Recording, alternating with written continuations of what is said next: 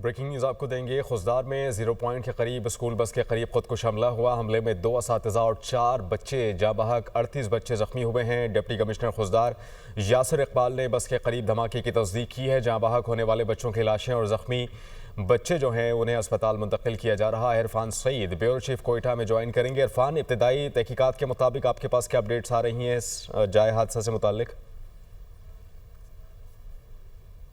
इलाका है जहां पर एक खुदकश हमला किया गया है गाड़ी के जरिए स्कूल की बस पर, जिसमें बच्चे सवार थे। इस वाकये में 4 बच्चे शहीद हुए, जबकि इसमें 2 टीचर भी जाँ बहक होने की इतलात है। 38 बच्चे इस वाकये में शदीद जख्मी हुए, जिन्हें फौरी तौर पर इस वक्त अस्पताल मुंतकिल कर दिया गया है। जाए हुआ पर इस वक्त सिक्योरिटी फोर्सेज और इमदादी टीमें पहुंच चुकी हैं, जहां से जख्मियों को इस वक्त सिविल हॉस्पिटल खुजदार और दीगर अस्पतालों में मुंतकिल किया गया है।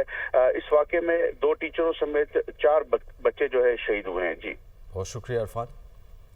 ये आपको खबर दे रहे हैं। खुजदार में 0 पॉइंट के करीब स्कूल बस के करीब खुदकुश हमला हुआ। हमले में 2 असातिज़ा और 4 बच्चे जाँ बहक, जबकि 38 बच्चे जख्मी हुए हैं।